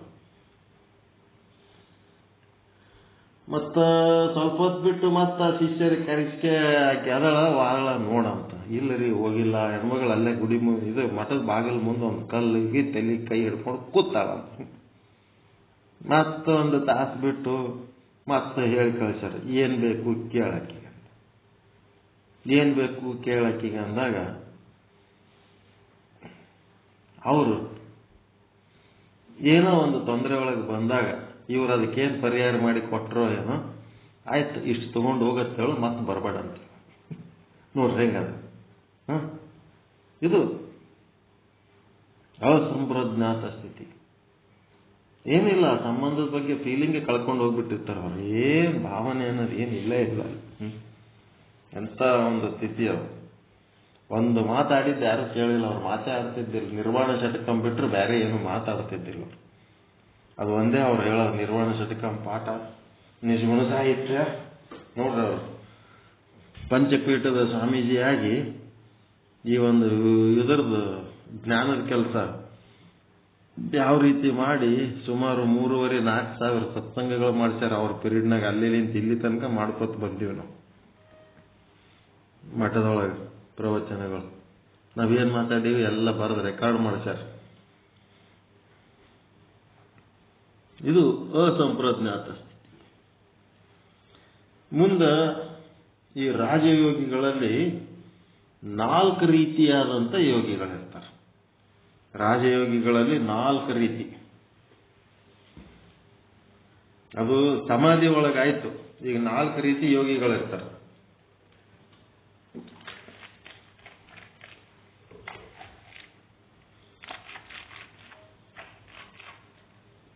ಒಂದನೇ ರೀತಿ ಏನಪ್ಪಾ ಅಂದ್ರ ಪ್ರಥಮ ಕಲ್ಪಿತ ರಾಜಯೋಗಿ. ಎರಡನೇದ್ದು ಮಧುಭೂಮಿಕಾ ರಾಜಯೋಗಿ. ಮೂರನೇದ್ದು ಮಧು ಪ್ರತೀಕ ರಾಜಯೋಗಿ. 4ನೇದ್ದು ಅತಿಕ್ರಾಂತ ರಾಜಯೋಗಿ, ಅತಿಕ್ರಾಂತ ಭಾವನೀಯ ರಾಜಯೋಗಿ. ಈ ರೀತಿ 4 ರೀತಿ ರಾಜಯೋಗಿಗಳಲ್ಲಿ 4 ರೀತಿ ಇರ್ತವೆ.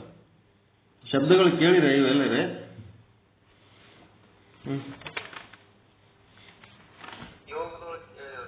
ಕೇಳಿರೆ? ಪ್ರಥಮ ಕಲ್ಪಿತ, ಮಧುಭೂಮಿಕ, ಮಧು ಪ್ರತೀಕ, ಅತಿಕ್ರಾಂತ ಭಾವನೀಯ ಹೇಳಿದ್ರು. ಅಲ್ಲಿಗೆ ಮುಂದಿನ ಇದು ಕೇಳಕತ್ತೀನಿ ನಾನೀಗ.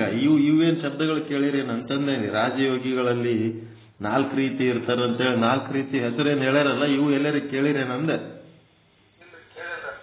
ಇವು ಕೇಳ ಸಂಪ್ರಜ್ಞಾತ ಅಸಂಪ್ರಜ್ಞಾತ ಗೊತ್ತದ. ನಿಮ್ಮ ಮೂಲವನ್ನ ನೆನಪಿಟ್ಕೊಂಡು ಮುಂದುವರೆಯೋದು ಸಂಪ್ರಜ್ಞಾತ, ಮೂಲವನ್ನ ಮರೆತು ಸ್ವತಂತ್ರವಾಗಿ ಹೋಗೋದು ಅಸಂಪ್ರಜ್ಞಾತ. ಅಷ್ಟೇ, ಸ್ವತಂತ್ರವಾಗಿರೋದು.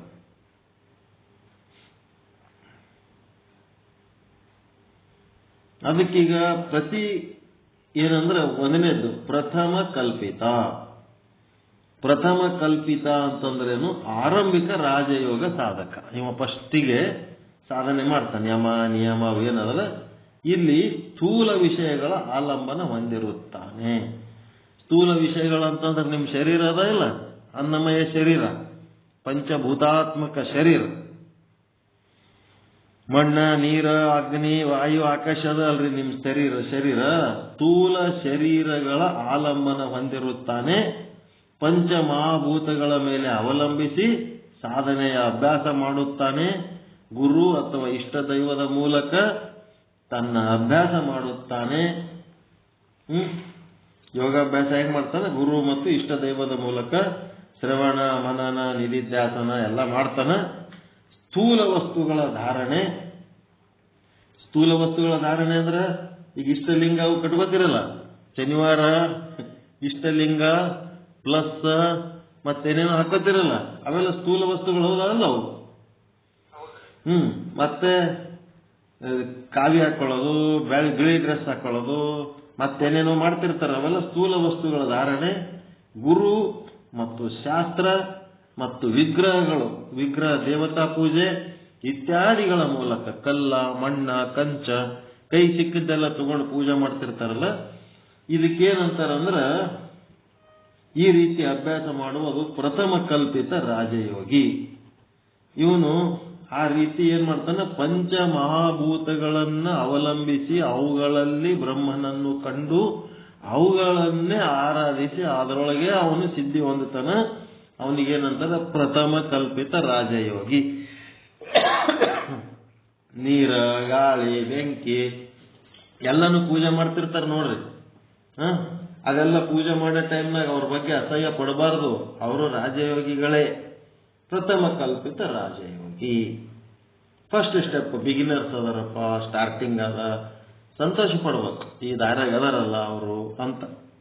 ಏನಾರು ಒಂದು ಟೀಕೆ ಮಾಡಬಾರ್ದು. ಎದ್ರ ಸಿಕ್ಕರ್ ಸಾಕು ಒಂದೇನಾರು ಅಂದೇ ಬಿಡ್ತೀವಿ, ಹಂಗೆ ಇರಬಾರ್ದು. ಮೊದಲು ಬಸವ ಕೇಂದ್ರಕ್ಕೆ ಹೋಗಾಗ ಇಂಥವೇ ಕಲ್ತಿದ್ದೆವು. ಯಾರು ಏನಾರು ಮಾಡ್ತಿದ್ರೆ ಅವ್ರಿಗೊಂದು ಅಂದ್ಬಿಡೋದು. ಅವ್ರನ್ನೂ ಅದೇ ದೇವ್ರ ಸಲುವಾಗಿ ಪ್ರಯತ್ನ ಮಾಡ್ತಿರ್ತಾರೆ, ನಾವು ಅದೇ ದೇವ್ರ ಸಲುವಾಗಿ ಪ್ರಯತ್ನ ಮಾಡ್ತಿರ್ತೀವಿ. ಆದ್ರೆ ಇನ್ನೊಬ್ಬರಿಗೆ ಬಾಯಿ ಸಡ್ಲ ಬಿಟ್ಟು ಏನಾರ ಅನ್ನ ಗುಣ ಕಲ್ತ್ಬಿಟ್ಟಿದ್ದೇವೆ. ಅಲ್ಲಿ ಹೋಗಿ ವೇದಿಕೆ ಮೇಲೆ ಸಹಿತ ಜಾಡಿಸಿ ಬೈಯೋದು ಕಲ್ತ್ಬಿಟ್ಟಿದ್ದೆವು. ಅವೆಲ್ಲ ಹೊಸು ಏನಾಗ್ಬಿಟ್ಟು ಅಂತಂದ್ರೆ ಹಂಗೆಲ್ಲ ಮಾಡಿದ್ರೆ ಏನು ಉಪಯೋಗ ಇಲ್ಲ, ನಮ್ಮೊಳಗೆ ನಾವು ಸಾಧನೆ ಮಾಡ್ಬೇಕಂತೇಳಿ ಸಾಧನೆ ಮಾಡ್ಕೋತ ಹೋಗ್ಬಿಟ್ಟು.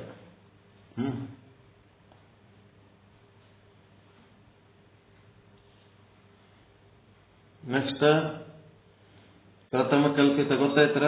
ಪಂಚ ಮಹಾಭೂತಗಳನ್ನು ಅವಲಂಬಿಸಿ. ನಿಮ್ಮ ಲಿಂಗ ಗುಡಿಯಾಗಿರ್ಬೋದು, ನಿಮ್ಮ ಲಿಂಗ ಎದಿ ಮೇಲೆ ಇರ್ಬೋದು, ಮತ್ತೆ ಅವರ ದೇವತಾ ವಿಗ್ರಹಗಳಿರ್ಬೋದು, ಅವಕ್ಕೆಲ್ಲ ರುದ್ರಾಭಿಷೇಕ ಅವೆಲ್ಲ ಏನ್ ಮಾಡ್ತೀವಲ್ಲ ಕರ್ಮ, ಇದೆಲ್ಲ ಕರ್ಮಕ್ಕೆ ಸಂಬಂಧಪಟ್ಟಂತೆ ಇದು. ಹೌದಾ ಇಲ್ಲ? ಪಂಚಮಹಾಭೂತಗಳ ಕರ್ಮ ಹೌದಲ್ರಿ ನಮ್ಮ ಕಂಬಿ ಗುರುಗಳೇ?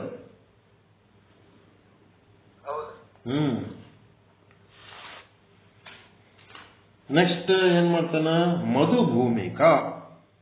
ಮಧುಭೂಮಿಕ ರಾಜಯೋಗಿ ಅಂತಂದ್ರೆ ಇವನ್ ಏನ್ ಮಾಡ್ತಾನ? ಈ ಸಾಧಕನು ಸೂಕ್ಷ್ಮ ತನ್ಮಾತ್ರೆಗಳನ್ನು ಅವಲಂಬಿಸಿರುತ್ತಾನೆ. ಸೂಕ್ಷ್ಮ ತನ್ಮಾತ್ರೆಗಳಂತಂದ್ರೇನು? ಆಕಾಶದ ತನ್ಮಾತ್ರೆ ಯಾವುದು? ಶಬ್ದ. ವಾಯುವಿನ ತನ್ಮಾತ್ರೆ ಸ್ಪರ್ಶ. ಅಗ್ನಿಯ ತನ್ಮಾತ್ರೆ ರೂಪ. ಜಲದ ತನ್ಮಾತ್ರೆ ರಸ. ಭೂಮಿಯ ತನ್ಮಾತ್ರೆ ಗಂಧ. ಹಿಂಗ ಈ ತನ್ಮಾತ್ರೆಗಳನ್ನ ಅವಲಂಬಿಸಿ ಅಭ್ಯಾಸ ಮಾಡ್ತಾನೆ ಇವನು. ಇವನಿಗೇನಂತಾರ? ಪಂಚಭೂತಗಳಲ್ಲಿ ಮೊದಲು ಮಾಡವ ಅವನು ಸಾಧನೆ ಇದೇನದ? ಪಂಚ ವಿಷಯಗಳ ಮೂಲಕ.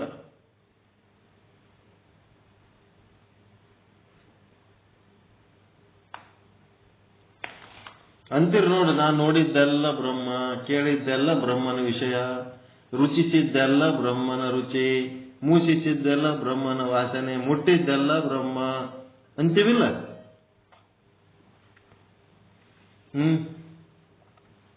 ಪ್ರತಿಯೊಂದು ಬ್ರಹ್ಮ ಭಾವದಲ್ಲಿ ನೋಡ್ತೀವಿಲ್ರಿ. ಇದು ಮಧುಭೂಮಿಕ, ಇದು ಮಧುಭೂಮಿಕ ಅಂತ ತಿಳಿಲಕ್ಕತ್ತದ ಇಲ್ಲ?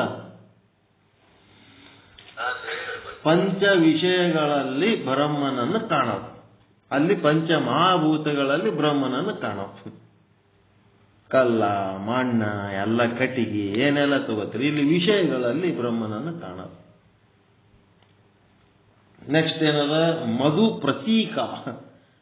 ಪ್ರತೀಕ ರಾಜಯೋಗಿ. ಇವನೇನ್ ಮಾಡ್ತಾನೆ? ಈ ಸಾಧಕನು ತನ್ನ ಅಹಂಕಾರವನ್ನ ಧಾರಣೆ ಮಾಡಿಕೊಂಡು ವಾಚ್ಯಾರ್ಥ ಲಕ್ಷ್ಯಾರ್ಥ ಮಾಡ್ತಾನೆ. ಇವ ಅಹಂಕಾರ, ಅಹಂ ಬ್ರಹ್ಮಾಸ್ಮಿ ಅದ ಇಲ್ರಿ? ಅಹಂಲಿಂದ ಚಾಲು ಆಗ್ತದ ಇಲ್ಲ ನಿಮಗೆ? ತನ್ನ ಅಹಂಕಾರವನ್ನು ಧಾರಣೆ ಮಾಡಿಕೊಂಡು ಅದರೊಳಗೆ ವಾಚ್ಯಾರ್ಥ ಯಾವುದು, ಲಕ್ಷ್ಯಾರ್ಥ ಯಾವುದು, ಆತ್ಮ ಯಾವುದು, ಅನಾತ್ಮ ಯಾವುದು, ಇದೆಲ್ಲ ಇತ್ಯಾದಿ ವಿಚಾರಗಳ ಮೂಲಕ ತನ್ನ ನಿಜ ಸ್ವರೂಪದ ಸಾಧನೆಯ ಅಭ್ಯಾಸ ಮಾಡುವುದು, ತನ್ನನ್ನು ತಾನರಿಯುವ ಅಭ್ಯಾಸ ಮಾಡುವುದು. ಇದು ಮಧು ಪ್ರತೀಕ ರಾಜಯೋಗಿ. ನೀವು ಇದೇ ಮಾಡ್ಲಕತ್ತೀರಾ ಇಲ್ಲ? ವಾಚ್ಯಾರ್ಥ ಲಕ್ಷ್ಯಾರ್ಥ ಅಹಂ ಬ್ರಹ್ಮಾಸ್ಮಿ. ಅದಕ್ಕೆ ನೀವು ಎಂಥ ರಾಜಯೋಗಿಗಳು? ಮಧು ಪ್ರತೀಕ ರಾಜಯೋಗಿಗಳು, ಜ್ಞಾನ ಸಾಧನೆ ಮಾಡೋದು. ಈ ರಾಜಯೋಗಿ ಮಧು ಪ್ರತೀಕ ರಾಜಯೋಗ ಸಿದ್ಧಿ ಮಾಡಿಕೊಳ್ಳುತ್ತಾನೆ, ಅನಂತ ಅನಾದಿಯನ್ನ ಪ್ರಾಪ್ತಿ ಮಾಡಿಕೊಳ್ಳುತ್ತಾನೆ. ಆತನಿಗೆ ಆತ್ಮದ ಪೂರ್ಣ ಜ್ಞಾನ ಉಂಟಾಗುತ್ತದೆ. ಇವನಿಗೆ ಪೂರ್ಣ ಜ್ಞಾನಿ ಆಗ್ತಾನೆ ಅವನು, ಮಧು ಪ್ರತೀಕ. ಇನ್ನು ಇದನ್ನು ದಾಟೊಬ್ಬವದನ ಅತಿಕ್ರಾಂತ ಭಾವನೀಯ ರಾಜಯೋಗಿ. ಇವನ್ಯಾರಪ್ಪ ಅಂತಂದ್ರೆ, ಈ ಸಾಧಕನು ಆತ್ಮದ ಅವಲಂಬನೆಯನ್ನ ಗ್ರಹಿಸುತ್ತಾನೆ, ಆತ್ಮಧಾರಣೆ ಮಾಡಿ ಆತ್ಮ ಸ್ವರೂಪನೇ ಆಗುತ್ತಾನೆ, ಪೂರ್ಣ ಜ್ಞಾನಿ ಆಗುತ್ತಾನೆ, ಶಿವ ಸ್ವರೂಪ ಶಿವ ಸಮಾನವಾಗುತ್ತಾನೆ. ಏನಾತನ ಇವ ಯಾರು? ಮಧು ಪ್ರತೀಕಕ್ಕ ಅತಿಕ್ರಾಂತಕ್ಕ ಏನದಂತಂದ್ರ ಬ್ರಹ್ಮ ಹ್ಯಾಂಗದನ ಅಂತ ಇವ ತಿಳ್ಕೊತಾನೆ. ಇವ ಬ್ರಹ್ಮ ಜ್ಞಾನಿ ಆಗ್ತಾನ. ಯಾರು? ಮಧು ಪ್ರತೀಕ. ಇವ ಅತಿಕ್ರಾಂತಿ ಏನಾತನ? ಬ್ರಹ್ಮ ಸ್ವರೂಪ ಆತಾನೆ. ಇವ ಬ್ರಹ್ಮಜ್ಞಾನಿ ಆಗದ್ ಬೇರೆ, ಬ್ರಹ್ಮ ಹೆಂಗದ ತಿಳ್ಕೊಂಡ್ರೆ ಬ್ರಹ್ಮಜ್ಞಾನಿ. ಇವನೇನಾತನ? ತಾನೇ ಬ್ರಹ್ಮ ಸ್ವರೂಪ ಆತನ. ಆತ್ಮವನ್ನು ಅವಲಂಬಿಸ್ತಾನೆ. ಇವ ಅಹಂಕಾರವನ್ನು ಅವಲಂಬಿಸಿ ಪಾಶ್ಚಾರ್ಥ ಲಕ್ಷ್ಯಾರ್ಥಗಳನ್ನ ತಿಳ್ಕೊಂಡು ಬ್ರಹ್ಮಜ್ಞಾನಿ ಆಗ್ತಾನ. ಇವನೇನಾಗ್ತಾನ, ಆತ್ಮವನ್ನೇ ಅವಲಂಬಿಸ್ತಾನ. ಆತ್ಮ ಅಂದ್ರೆ ಕೂಟಸ್ಥ. ಆತ್ಮವನ್ನು ಅವಲಂಬಿಸಿ ತಾನೇ ಆತ್ಮ ಆಗ್ತಾನ, ತಾನೇ ಎಲ್ಲ ಆಗ್ತಾನೆ. ಆತ್ಮ ಸ್ವರೂಪನೇ ತಾನಾಗ್ತಾನೆ. ಬ್ರಹ್ಮಜ್ಞಾನಿ ಆಗೋದು ಬೇರೆ, ಬ್ರಹ್ಮ ಸ್ವರೂಪ ಆಗೋದು ಬೇರೆ. ಅದಕ್ಕೆ ಅತಿಕ್ರಾಂತ ಭಾವನೀಯ ರಾಜಯೋಗಿ ಏನಾಗ್ತಾನ, ಬ್ರಹ್ಮ ಸ್ವರೂಪ ಆಗ್ತಾನ. ಇವನು ಮಧು ಪ್ರತೀಕ ರಾಜಯೋಗಿ ಏನಾಗ್ತಾನ, ಬ್ರಹ್ಮ ಜ್ಞಾನಿ ಆಗ್ತಾನ. ಮಧು ಭೂಮಿಕಾ ರಾಜಯೋಗಿ ಏನಾಗ್ತಾನ ಅಂದ್ರೆ ಪಂಚ ವಿಷಯಗಳ ಮೂಲಕ ತನ್ನ ಆಧ್ಯಾತ್ಮ ಸಾಧನೆ ಮಾಡ್ತಾನ. ಮತ್ತೆ ಪ್ರಥಮ ಕಲ್ಪಿತ ಏನ್ ಮಾಡ್ತಾನಂದ್ರೆ ಪಂಚಭೂತಗಳ ಮೂಲಕ ತನ್ನ ಆಧ್ಯಾತ್ಮ ಸಾಧನೆ ಮಾಡ್ತಾನೆ. ಈ ರೀತಿ 4 ರೀತಿ ರಾಜಯೋಗಿಗಳು.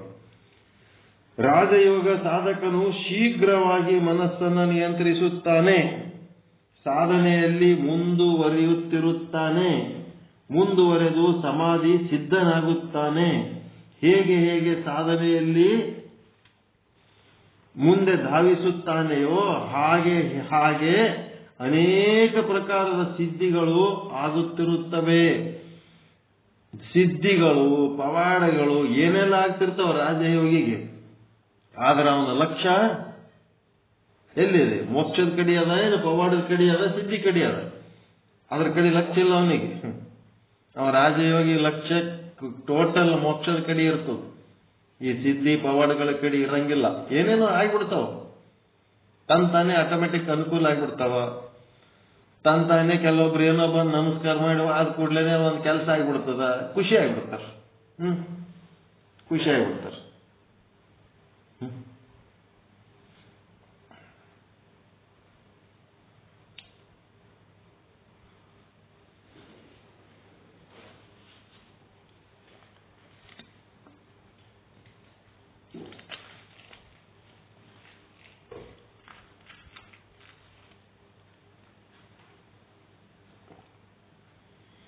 ತಾನೇ ಆಗ್ತಿರ್ತಾವ ಒಂದೊಂದು ಸಾರಿ ಆಟೋಮೆಟಿಕ್. ಅದು ಬಹಳ ವಿಚಿತ್ರ ಇರ್ತದ ಮಾತು. ಅದಕ್ಕೆ ಈ ರೀತಿಯಾಗಿ ರಾಜಯೋಗದ ಬಗ್ಗೆ ಸಂಪೂರ್ಣ ಮಾಹಿತಿ ಕೊಟ್ಟೀನಿ ಅಂತ ಅನಿಸ್ತದ. ನಾಳೆಗೆ ತರ್ಕ, ವಿತರ್ಕ, ವಿಚಾರ, ಸವಿಚಾರ, ನಿರ್ವಿಚಾರ ಅಂದ್ರೆ ಏನನ್ನೋದು ಒಂದು ಸ್ವಲ್ಪ ಸಂಕ್ಷಿಪ್ತವಾಗಿ ತಿಳ್ಕೊಂಡು ಮುಂದೇನ್ ಮಾಡೋಣ, ಮಂತ್ರಯೋಗಕ್ಕೆ ಹೋಗೋಣ.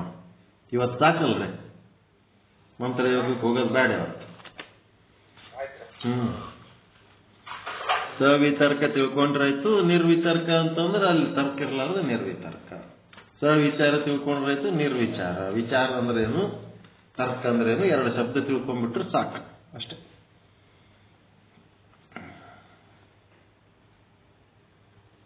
ಅಹಂಕಾರವನ್ನು ಅವಲಂಬಿಸಿ ಸಾಧನೆ ಮಾಡೋದು, ಆತ್ಮವನ್ನು ಅವಲಂಬಿಸಿ ಸಾಧನೆ ಮಾಡೋದು, ಸ್ಥೂಲ ಶರೀರ ಪಂಚಭೂತಗಳನ್ನು ಅವಲಂಬಿಸಿ ಸಾಧನೆ ಮಾಡೋದು, ಸೂಕ್ಷ್ಮ ತನ್ಮಾತ್ರೆಗಳನ್ನು ಅವಲಂಬಿಸಿ ಸಾಧನೆ ಮಾಡೋದು, ಆತ್ಮನೇ ಪರಮಾತ್ಮ ಅಂತ ತಿಳ್ಕೊಳ್ಳೋದು. ಮತ್ತೇನು ತಿಳ್ಕೊಳ್ಳೋದು? ಅಹಂಕಾರ ಒಳಗೇನು ನಾನು ಅಂತೀನಲ್ಲ, ಅಲ್ಲೇ ಪರಮಾತ್ಮನನ್ನ ತಿಳ್ಕೊಳ್ಳೋದು. ಶಬ್ದ ಸ್ಪರ್ಶ ರೂಪ ರಸಗಂಧಗಳಲ್ಲಿ ಅಲ್ಲಿ ಪರಮಾತ್ಮ ಅದನಂತ ತಿಳ್ಕೊಳ್ಳೋದು. ಪಂಚಭೂತಗಳಲ್ಲಿ ಪರಮಾತ್ಮ ಅದನಂತ ತಿಳ್ಕೊಳ್ಳೋದು. ಪರಮಾತ್ಮನ ಒಳಗೆ ಪಂಚಭೂತ ಅದಾವ, ಪಂಚಭೂತಗಳ ಒಳಗೆ ಪರಮಾತ್ಮ ಅದನ್ರಿ? ಪಂಚಭೂತಗಳ ಒಳಗೆ ಪರಮಾತ್ಮ. ಪರಮಾತ್ಮನ ಒಳಗೆ ಜಗತ್ತಿಲ್ಲ, ಜಗತ್ತಿನ ಒಳಗೆ ಪರಮಾತ್ಮ.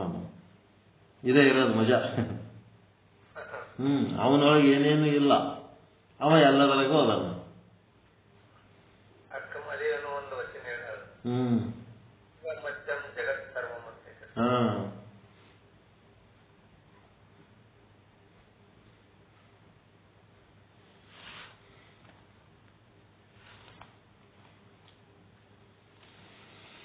ಎಲ್ಲರಿಗೂ ಶರಣಾರ್ಥಿಗಳು.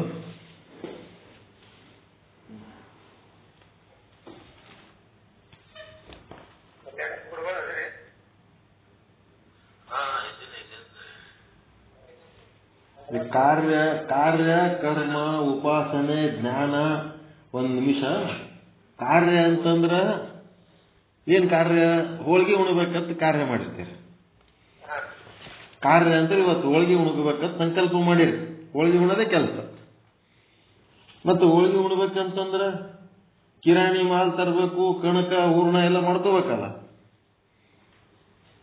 ಅದೇನದು ಕರ್ಮ. ಕರ್ಮ ಮಾಡ್ಬೇಕ ಇಲ್ಲ? ಕಿರಾಣಿ ಮಾಲ್ ಬ್ಯಾಳಿ, ಗೋಧಿ ಹಿಟ್ಟ, ಬೆಲ್ಲ ತರ್ಬೇಕ ಬೇಡ ಅವೆಲ್ಲ? ಅವೆಲ್ಲ ಸ್ಥೂಲ ವಸ್ತುಗಳನ್ನ ತಗೊಂಬರೋದು ಕರ್ಮಯೋಗ. ಮುಂದೆ ಉಪಾಸನೆ ಅಂತಂದ್ರೆ ಏನದ? ನೀವೆಲ್ಲರೂ ಅವ್ರ ಮನೆಯವ್ರು ಅಡಿಗೆ ಮಾಡೋರು, ಹೋಳಿಗೆ ಮಾಡೋದ್ರ ಕಡೆನೇ ಲಕ್ಷ್ಯ. ನಿಮ್ ಲಕ್ಷ್ಯ ಏನದ? ಹೋಳಿಗೆ ಉಣ್ಣೋದ್ರ ಕಡೆನೇ ನಿಮ್ ಲಕ್ಷ್ಯ. ಹೋಳಿಗೆ ಮಾಡಕತ್ತಾರತ್ತ ನೀವು ಖುಷಿದಾಗ ಅದೇರಿ. ಏನಾಯ್ತಪ್ಪ ಅಂತಂದ್ರ ಎಲ್ಲ ಮುಂಜಾನೆ ಹೋಳಿಗೆ ಮಾಡ್ತೀವತ್ ಹೇಳ್ಯಾರ, ಎಲ್ಲ ಮಾಡ್ಯಾರ. ಆದ್ರೆ ನೀವು ಊಟಕ್ಕೆ ಕೂತತ್ನಾಗ ಗಂಗಾದಾಗ ಒಂದ್ 2 ಚಮಚ ಉಪ್ಪಿಟ್ಟು ಹಾಕಿಬಿಟ್ರಪ್ಪ. ಹೋಳಿಗೆ ಅಂದಿರಲ್ಲ, ಹೋಳಿಗೆ ಅಂದೀವಿ, ಮಾಡಕ್ ಆಗಿಲ್ಲ ಅಂದ್ರೆ ಅವಾಗ ಹೆಂಗಿರ್ತದ ನಿಮ್ ಪರಿಸ್ಥಿತಿ?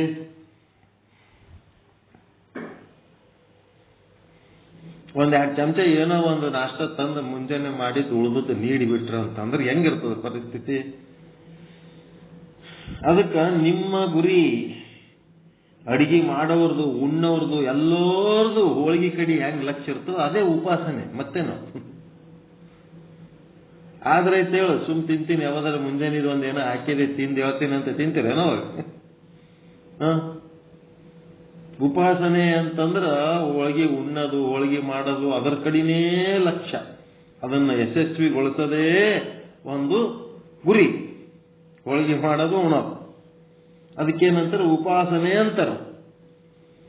ಹೋಳಿಗೆ ಮಾಡ್ಬೇಕಂತೀರಿ, ಕಿರಾಣಿ ಮಾಲ್ ಎಲ್ಲ ಅದ, ಕ್ರಿಯಾಶಕ್ತಿನೂ ಅದ. ಹೋಳಿಗೆ ಮಾಡ್ಬೇಕಂತೀರಿ, ಇಚ್ಛಾಶಕ್ತಿ ಅದ. ಆದ್ರೆ ಹೋಳಿಗೆ ಹೆಂಗ್ ಮಾಡ್ಬೇಕನ್ನೋದೇ ಗೊತ್ತಿಲ್ಲಲ್ಲ. ಹೋಳಿಗೆ ಏನಿದ್ರೆ ಮಾಡ್ಲಿಕ್ಕೆ ಸಾಧ್ಯ ಅದ? ಹೋಳಿಗೆ ಬಗ್ಗೆ ಜ್ಞಾನ ಶಕ್ತಿ ಇದ್ರೆ ಮಾಡ್ಲಿಕ್ಕೆ ಸಾಧ್ಯ ಅದ, ಹೌದಿಲ್ಲ? ಜ್ಞಾನ ಯೋಗ ಬಿಟ್ಟು ಕರ್ಮಯೋಗ ಇಲ್ಲ, ಕರ್ಮಯೋಗ ಬಿಟ್ಟು ಇದೇನದಲ್ಲ ಉಪಾಸನ ಧ್ಯಾನ ಯೋಗ ಇಲ್ಲ. 3 ಕೂಡಿದ್ರೆ ಕಾರ್ಯಸಿದ್ಧಿ. ಒಂದು ಮಗುವನ್ನ ಬೆಳೆಸ್ಬೇಕಾಗ್ಯದ, ಆ ಮಗುವನ್ನು ಬೆಳೆಸೋದು ಕಾರ್ಯ. ಕರ್ಮ ಏನದ? ಆ ಮಗುವಿನ ಲಾಲನೆ ಪಾಲನೆ ಮಾಡೋದು ಕರ್ಮ. ಉಪಾಸನೆ ಏನದ? ಮಗುವಿನ ಕಡೆನೇ ಲಕ್ಷ್ಯ ಕೊಟ್ಟಿರ್ತೀರಿಲ್ಲ, ಅದೇ ಉಪಾಸನೆ. ಮತ್ತು ಮಗುವನ್ನ ಹೆಂಗ್ ಬೆಳೆಸಬೇಕು ಅನ್ನೋದೇ ಜ್ಞಾನ. ಅದಕ್ಕೆ ಪ್ರತಿಯೊಂದು ಕೆಲಸ ಕಾರ್ಯದೊಳಗೂ ನೀವು ಏನ್ ಕಾಣ್ಕೋಬೇಕಂದ್ರ ಅಲ್ಲಿ ಕರ್ಮವನ್ನು ಕಾಣಬೇಕು, ಉಪಾಸನೆಯನ್ನು ಕಾಣಬೇಕು, ಜ್ಞಾನವನ್ನು ಕಾಣಬೇಕು. ಇವು 3 ಇದ್ದು ಅಂತಂದ್ರೆ ಇಚ್ಛಾಶಕ್ತಿ, ಜ್ಞಾನಶಕ್ತಿ, ಕ್ರಿಯಾಶಕ್ತಿ.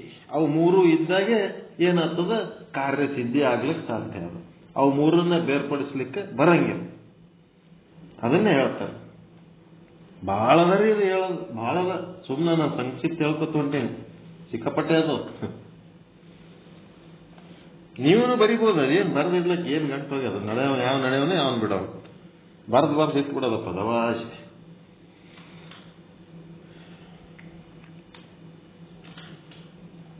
ನಾಳೆ ಮಂತ್ರ ಯೋಗಕ್ಕೆ ಹೋಗೋಣ. ರಾಜಯೋಗದ ಬಗ್ಗೆ ಮಾಹಿತಿ ತೃಪ್ತಿಕರ ಅನ್ನಿಸ್ತಾ? ಕಂಬಿ ಪ್ರಕಾಶ್ ಅವ್ರು ಅದಿರ ಇಲ್ಲ? ತೃಪ್ತಿಕರ ಅನ್ನಿಸ್ತಾ ರಾಜಯೋಗದ ಬಗ್ಗೆ ಮಾಹಿತಿ?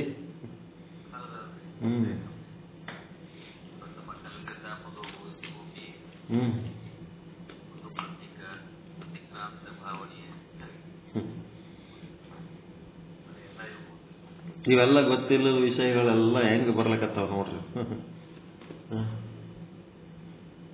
ಓಕೆ, ಎಲ್ಲರಿಗೂ ಶರಣಾರ್ಥಿಗಳು. ಇವತ್ತೇನು ಜಗ್ಗಿ ಮಂದಿ ಹಾಕ್ಯಾರ ರೊಕ್ಕ? 8 ಮಂದಿ ಆಯ್ತು ಈಗ. ಇನ್ನೊಂದಿಷ್ಟು ಮಂದಿ ಅದಾರ.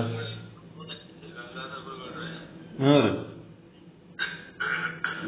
ನಾವು ಮಂಜೇಶ್ವರ್ ಕೂಡಿ ಮಾತಾಡ್ಕತ್ತಿದ್ದೇವ್ರಿ. ಅದೇ ಟೈಮ್ದಾಗ ಫೋನ್ ಬರ್ತೀರಿ, ಅವ್ರದ್ದು ಕಾನ್ಫರೆನ್ಸ್ ತಗೊಂಡ್ರಿ, ಮಾತಾಡಿದವ್ರಿ. ಅವರು ಹುಬ್ಬಳ್ಳಿ ಒಳಗೆ ಕಾರ್ಯಕ್ರಮ ಮುಂದದ ಬರ್ತಾರಂತ್ರಿ. ಹಾ ಹಾ. ಮತ್ತೆ ನಾನು ಅಲ್ಲಿ ಒಬ್ಬರಿಗೆ ತೀರ್ಥಾಟದವ್ರು ಒಬ್ಬರಿಗೆ ಜೋಡ್ ಮಾಡಿಸಿಂದ ಅಲ್ಲಿ ಕರ್ಕೊಂಡ್ ಬರ್ಕಟ್ಟೆ ನಾವು ಹೇಳಿದ್ರೆ 4ನೇ ತಾರೀಕಿಗೆ ಬರ್ತೀನಿ ಕ್ಯಾಂಪಿಗೆ, 5ನೇ ತಾರೀಕಿಗೆ ಅದು ಇದು ಮಾಡ್ತೀನಿ ನಾ ಬೆಳಿಗ್ಗೆ ಬರ್ತೀನಿ ಅಂತಂದ್ರೆ ಅವರು ಬೆಳಿಗ್ಗೆ ಬೆಳಿಗ್ಗೆ ನಶಿಗಳ ಗಾಡಿ ಇರ್ಬೇಕಂದ್ರೆ. ಹೌದೌದು. ಹಂಗಾರ ಶಿಕ್ಷಣ ಬಿಟ್ಟು ಬೇಕಾಗಿರ್ಲಿ ಯಾವಾಗ ನಿಂತು ಕೂಡ ಅವ್ರ ಊರಿಂದ ಗೋಕಾಕ್ ಸಿಗ್ತಾವ್ರಿ, ಗೋಕಾಕ್ ಬೆಳಗಾವ್ ಸಿಗ್ತಾವ್ರಿ, ಜರಗಟ್ಟಿ ಸಿಕ್ಕೊಂಡು ಬಾ ಮಾಡ್ರಿ. ನೀವು ಗಂಗಾಧರ್ ಗುರುಗಳು ಅಂತೀರಲ್ಲ, ಗಂಗಾಧರ ಧರೂರ ಹಿಂಗ ಏನಾರ ಅನ್ರಿ. ಗಂಗಾಧರನ್ನ ನಮ್ ತಲೆಗ್ ಬರೀ ಜಾಲಿ ಮಂಚಿ ಗುರುಗಳದೇ ತಲೆಗ್ ಬರ್ತದೆ. ಸ್ವಲ್ಪ ಅದು ಬಿಡಿಸಿ ಹೇಳ್ರಿ, ನಮಗ್ ತಿಳಿಯಂಗಿಲ್ಲ. ಮೊದಲೇ ಸಣ್ಣ ಬುದ್ಧಿ ನಮ್ದು, ಅತ್ರಾಗೆ ಎಲ್ಲ ಮಾಡ್ತಿರ್ತೇನೆ ನಾನು.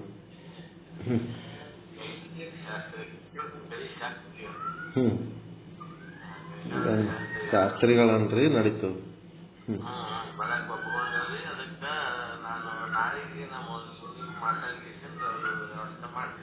ಆಯ್ತಾಯ್ತು, ಒಳ್ಳೆ ಕೆಲಸ ಮಾಡ್ಲಿಕ್ಕತ್ತೀರಿ, ಒಳ್ಳೆ ಕೆಲಸ. ಈಗ ನಿಮ್ ಕೆಲಸ ಚಾಲನೆ ಮಾಡ್ಲಿಕ್ಕೆ ದುಡ್ಡು ಜಮಾ ಆಗ್ಯದಲ್ಲ, ನಡೀತದಲ್ಲ, ಪರವಾಗಿಲ್ಲ. ಒಂದ್ ಸ್ವಲ್ಪ ಯಾರ್ಯಾರ ದಿನ ಮುಂಜಾನೆ ಸತ್ಸಂಗದಾಗ ಇನ್ನ ಯಾರ್ಯಾರು ದುಡ್ಡು ಹಾಕಿಲ್ಲ ಹಾಕ್ರಿ ಅಂತ ಹೇಳಿ ಒಂದು ಪ್ರಕಟಣೆ ಮಾಡ್ರಿ. ಕಾರ್ಯಕ್ರಮದ ಮಧ್ಯದಲ್ಲಿ ಯಾರೇ ಮಾಡ್ರಿ, ಕೊನೆಯಲ್ಲಿ ಮಾಡ್ರಿ. ಕೊನೆಯಲ್ಲಿ ಮಾಡ್ಲಿಕ್ಕೆ ಹೋಗೋದ್ರಾಗೆ ಎಲ್ಲ ಲೆಫ್ಟ್ ಆಗಿ ಹೋಗ್ಬಿಡ್ತಾರ. ಮಂಗಳಾರತಿಗಿಂತ ಮೊದಲ ನಮ್ ಪ್ರವಚನ ಮುಗಿದ ಕೂಡ್ಲೇನೆ ಏನ್ ಮಂಗಳಾರತಿ ಅನೌನ್ಸ್ ಮಾಡ್ತಾರಲ್ಲ, ಆ ಟೈಮ್ನೊಳಗ ಇನ್ನೂ ಯಾರ್ಯಾರು ಹಾಕ್ಬೇಕು ಹಾಕ್ರಿ ಅಂತ ಹೇಳ್ರಿ.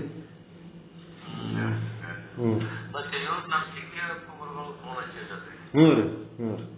ಅವರು ಫೋನ್ ಹಚ್ಚಿ ನಿಮ್ದೇನೋ 4-5ನೇ ತಾರೀಕಿಗೆ ಪ್ರೋಗ್ರಾಮ್ ಅದ, ನಮ್ದು ಕಾಣಿಕೆ ಕೊಡ್ತೀವಿ, ಅದನ್ನ ಅಕೌಂಟ್ ನಂಬರ್ ಕೊಡ್ರಿ ಅಂತ ಅಂದ್ರೆ ಮಾನಸೀಶ್ ಪಾಟೀಲ್ ಅದ್ರಿ ಹೇಳ್ತಿದ್ವಿ ಕೊಡ್ಸಿದ್ದೆ. ಇಲ್ಲ ಹಂಗಂದ್ರೆ ಅವ್ರ ಸಂಗತಿ ಮಾತಾಡ್ತೀನಿ ಅಂತ ಅಂದ್ರೆ ಅವರು 2,000 ಹಾಕ್ಯಾರ.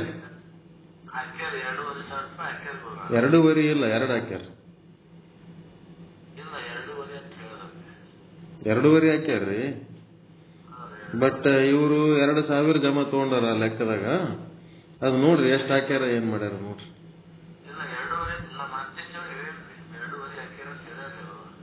ಚಿಕ್ಕಿರಪ್ಪ 2,000 ಅಂತದ. ಇನ್ನ ಒಂದು ಚಂದ್ರಕಾಂತ್ ಬಾಪ್ರಿ ಅವರು ಹಾಕ್ತಾರಂತ್ರಿ, ಅವರು ಫೋನ್ ಮಾಡಿದ್ರು.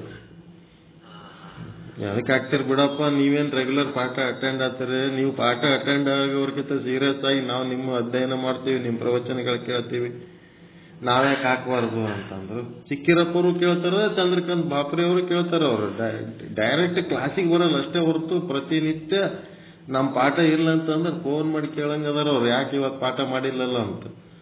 ಅಷ್ಟು ರೆಗ್ಯುಲರ್ ಅದಾರ ಅವ್ರು.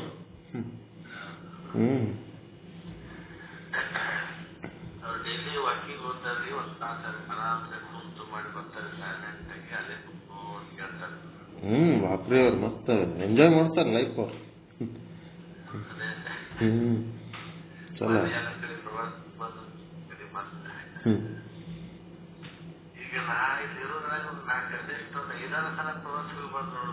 ಹೌದ್ ನೋಡ್ರಿ.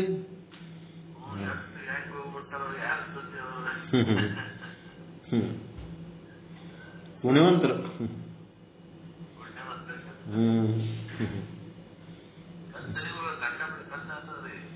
ಖರ್ಚಾತು ಹೆಂಗ್ ಜಮಾಸ್ತಾರ ಏನೋ ನೋಡ್ರಿ. ಅದೆಲ್ಲ ದುಡ್ಡು ಜಮಾಸೋದ ಹೆಂಗಾರ ಮಾಡ್ಬೋದು. ಮಕ್ಕಳು ಮೊಮ್ಮಕ್ಕಳು ಅದೆಲ್ಲ ಏನಾರು ಜಮಾಸಿ ಅದು ಹೋಗಿ ಎಂತ ನೀರು ಎಂತ ಊಟನೋ ತಿಂಗಳು ಎಲ್ಲರ ತಿಂದು ಹೆಂಗಾರ ಇರ್ಬೇಕದ. ಆರೋಗ್ಯಕ್ಕೆ ಬಹಳ ಸೂಕ್ಷ್ಮ ಇರ್ತದ್ರಿ ಪರಿಸ್ಥಿತಿ.